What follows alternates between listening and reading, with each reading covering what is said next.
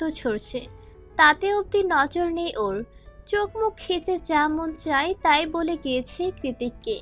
বলতে বলতে শেষ পর্যায়ে এসে মুখ ফসকে যেটা বলল সেটা শোনার সঙ্গে সঙ্গে রাগের চোটে গুমোট হয়ে উঠেছে কৃতিকের চোখ মুখের ভঙ্গিমা। কি বললি তুই? আবার বল। কৃতিকের গুরু গম্ভীর পুরুষালী প্রতিটি কথার ভাঁজে ভাঁজে উপচে পড়ছে কর্তৃত্ব আর কঠিন শাসন। ওরও তাতে ভরকালো, জিভ দিয়ে শুষ্ক অধর ভিজিয়ে কৃতিকের ইস্পাতের ন্যায় কঠিন মুখমণ্ডলের দিকে আর চোখে চেয়ে রইল শুধু। অরুকে অনুসরণ করে কৃতিক সামনে এগোতে এগোতে চোখ মুখের আদলে আরো খানিকটা কাঠিন্যতা ফুটিয়ে তির্যক কণ্ঠে বলল, কতটা ভালোবাসিস তুই আমাকে? কতদিন ধরেই বা ভালোবাসিস?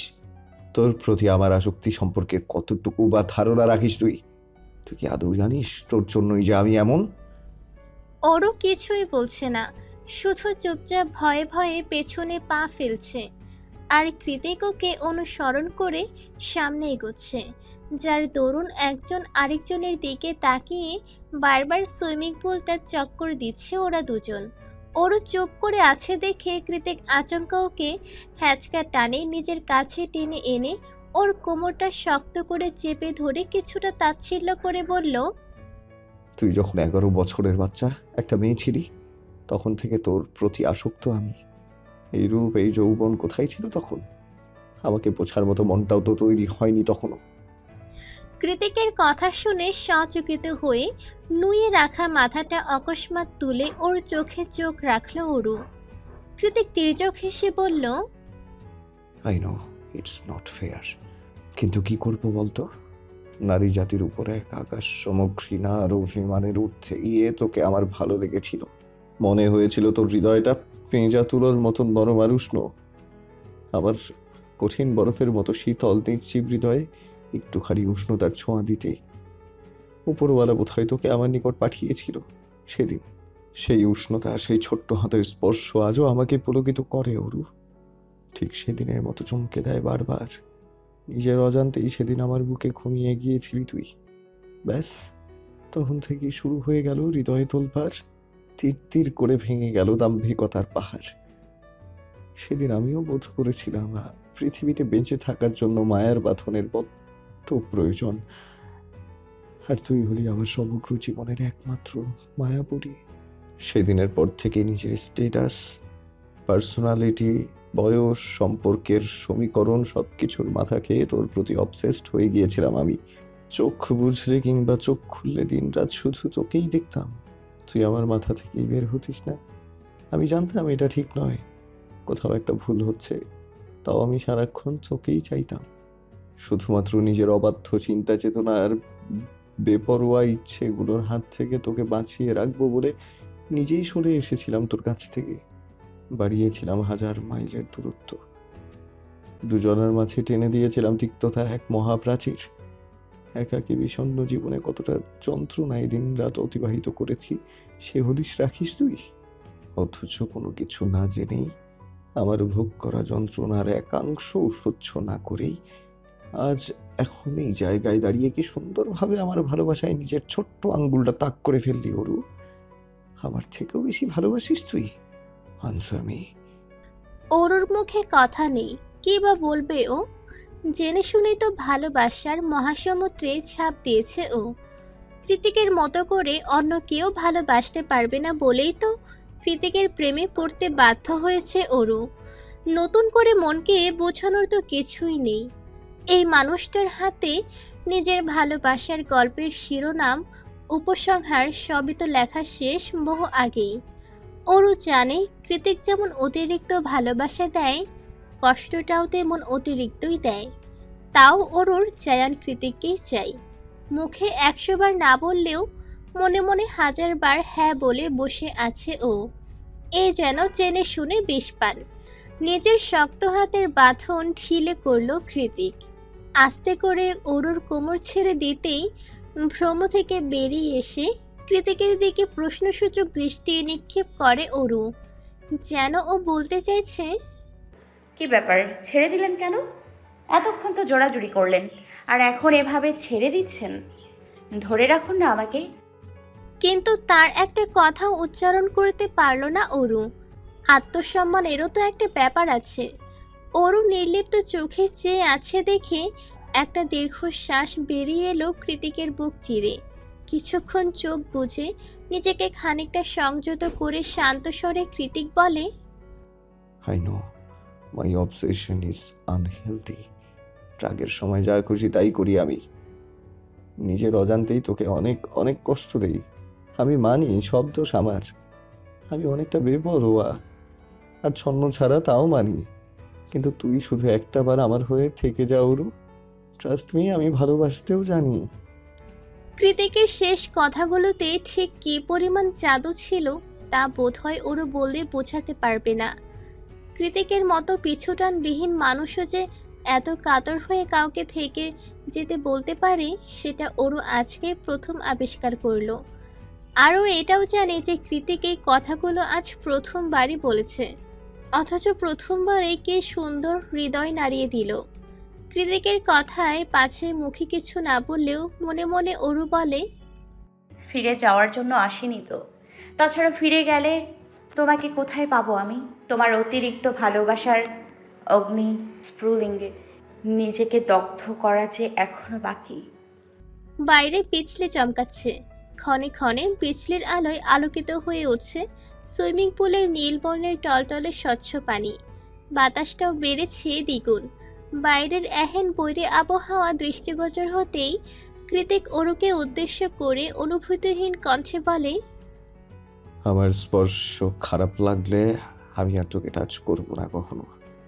আর না তো তোকে কোনো কিছুর জন্য জোর জবরদস্তি করব। শুধু আমাকে ছেড়ে যাওয়ার কথা খুদা করেও মুখে আনবি না। ব্যাস এটুকুই চাওয়া। ওয়েদার খারাপ, জলদি রুমে গিয়ে ড্রেস চেঞ্জ কর, নয়তো ঠান্ডা লেগে যাবে। কথা শেষ করে পুল থেকে ওঠার উদ্দেশ্যে সামনের দিকে পা বাড়ায় কৃতিক। তৎক্ষণাৎ পেছন থেকে অরু ডেকে বলে, কে বলেছে আপনার স্পর্শ আমার খারাপ লাগে? অরুর কথায় কৃতিক পেছনে ঘাড় ঘুরালে অরু এগিয়ে এসে লাফ দিয়ে কৃতিকের কোলে উঠে পড়ে। অরুর দুই অরুতে হাত রেখে ওকে সামলে নিয়ে কৃতিক গম্ভীর মুখে বলল, এখন আবার কি চাই? আপনার স্পর্শ। কতদিন হয়ে গেল আপনি আমাকে একটু আদর করেন না। কৃতিক শুষ্ক ছোক গিলল। ছোক গেলার সময় ওর অ্যাডামস অ্যাপেলটা কি আকর্ষণীয়ভাবে ওঠানামা করলো, যা দেখে চোখ দুটো অচানক নেশায় বুঁদ হয়ে গেল অরুর। অগত্যাই অরু নিজের খের হারিয়ে হাত বাড়িয়ে আলতো হাতে স্পর্শ করলো কৃতিকের গলাটা। অরুর গভীর চাহনে পড়ে ফেলতে খুব একটা সময় লাগলো না কৃতিকের। ও একটানে অরুর হাতটা নিজের গলা থেকে সরিয়ে বাঁকা হেসে শোধালো, যা বলছিস আর যা করছিস তা কি সজ্ঞানে ভেবে চিন্তে করছিস? আমার ভালোবাসা যে যন্ত্রণাদায়ক সেটা ভুলে গেলি? অরু আস্তে আস্তে নিজের চাউনি উপরে তুলে কৃতিকের চোখে চোখ রেখে বলে, এত কিছু বুঝি না, আমি আপনাকে চাই।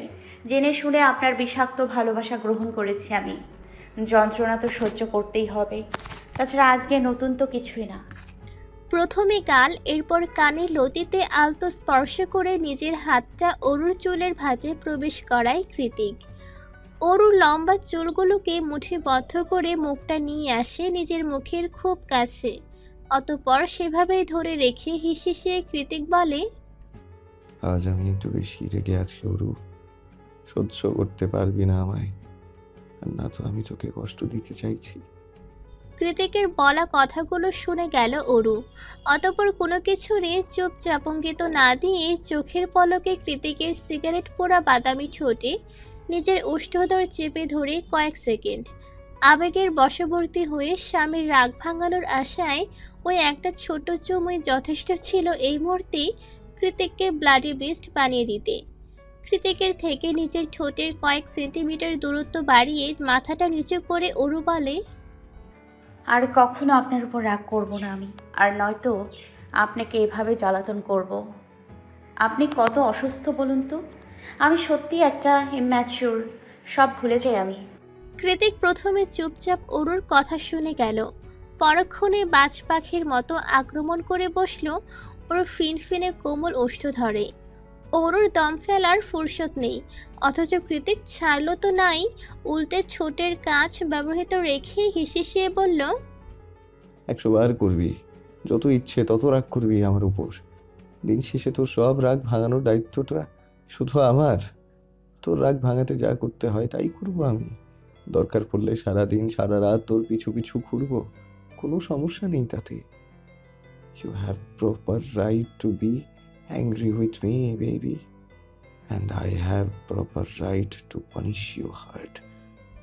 শেষ কথাতে তীর্যক হাসির রেখা ফুটে ওঠে কৃতিকের ভেজা অথরের কোণে। অরু তৎক্ষণাৎ নিজেদের দূরত্ব বাড়িয়ে কৃতিকের পানে ভয়ার্ত দৃষ্টি নিক্ষেপ করে বলল, আবারও মারবেন? এবার আর জবাব দিল না কৃতিক। অরুকে বাচ্চাদের মতো কোলে নিয়েই পুল থেকে উঠে পায়ে পায়ে এগিয়ে গেল করিডোর আর ছাদ বারান্দার মাঝখানে রাখা কাউচের দিকে। সেখানে অরুকে ছুঁড়ে ফেলে দিয়ে নিজের হাতের ক্যানোলা খুলতে উদ্যত হলো। অরু হকচকে উঠে বলল, ওটা খুলবেন না প্লিজ, এমনিতেই অনেকটা জখম হয়েছে, আর না। কৃতিক চোখ ছোট ছোট করে অরুর আগাগোড়া পর্যবেক্ষণ করে হাসকে স্বরে বলল, Then you have to help me baby. কিঞ্চিত দ্বিধাগ্রস্ত হলো অরু। নিয়ে যাওয়া গলায় শুধালো, কি কি কি হেল্প? কৃতিক অরুর কাছাকাছি এগিয়ে গিয়ে একই স্বরে বলল, Just unbutton my shirt. আমাদের গল্পের ইষ্টিকুটুম হলেন আপনি সায়র, আমি নই। স্বামী স্ত্রীর একান্ত ঘনিষ্ঠতম মুহূর্ত পার করে সায়র যখন নীলিমার বুকে মাথা ঠেকিয়ে পরম আবেশে চোখ বুঝেছিল, মাত্র কয়েক সেকেন্ড, ঠিক তখনই কথা ছড়ে নীলিমা। নীলিমার কথায় তন্দ্রা ছুটে যায় সায়রের। মাথাটা সামান্য ঘুরিয়ে নীলিমার গলায় থুতনি ঠেকিয়ে ভ্রু কুচকে সায়র বলে ওঠে, মানে আমি তো কঠিন বাংলা বুঝি না নীলিমা, একটু বুঝিয়ে বলবে? সায়রের কথার পাছে নীলিমার রহস্যময়ী হাসি উপহার দিয়ে বলে, আমাদের সবার ধারণা ভুল সায়র, আপনি আমাকে বিয়ে করতে জোর করেননি, আর নয়তো আপনি আমাকে বিয়ের আসর থেকে তুলে এনেছেন। নীলিমার কথা শুনে সায়র এবার ধর ফরিয়ে উঠে বসে, অবাক কণ্ঠে বলে, কি বলছিস সব? আমার স্পষ্ট মনে হয়েছে আমি তোমাকে বিয়ের আসর থেকে তুলে এনেছি বলে তোমার আব্বা যেন আমার দিকে বন্ধুভাবটি তাক করেছিল। নীলিমা নিঃশব্দে হাসল। ওর হাসিটা ছিল ব্ল্যাক হোলের মতোই রহস্যে ঘেরা, কিংবা মোনালিসার হাসির থেকেও বেশি অদ্ভুত। মুখের হাসিটা ধরে রেখে নীলিমা বলে, শুরু থেকে শেষ অবধি সবকিছুই সাজানো ছিল সায়র। সায়র শুষ্ক একটা ঢোক গিলে বলল, একটু খুলে বলবে প্লিজ? নীলিমা হ্যাঁ সূচক মাথা নাড়ায়, পরক্ষণেই বলে, আচ্ছা, আপনার কি একটুও অদ্ভুত লাগেনি? কথা নেই বাচ্চা নেই, হুট করেই আমার বিয়ে কি করে ঠিক হয়ে গেল? কিংবা আমাদের বিয়ের পর আব্বাজান কেন খুঁজলো না? আচ্ছা বাদ দিন, আমিই বলছি। আসলে আমি আর আব্বাজান চাইতাম কোনোভাবেই আপনি আমাকে বিয়ে করুন, কিন্তু পরিস্থিতি অনুকূলে ছিল না। শুনলাম আপনিও অরু আপার বিয়ের পর চলে যাবেন, তাই বুদ্ধি করে নিজের বিয়ের নাটকটা সাজিয়েছিলাম। পরে নিজেই অন্যের ফোন দিয়ে আপনাকে আমার বিয়ের খবর দিয়েছি, যাতে আপনি এসে আমাকে নিয়ে যান আর জোর করে বিয়ে করে নেন।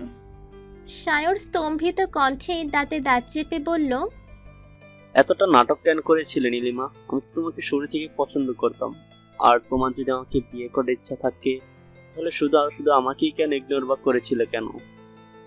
নীলিমা দীর্ঘশ্বাস ছেড়ে বলল, একটা একটা করে বলি ওকে। সায়র বুঝদারদের মতো মাথা ঝাঁকালো।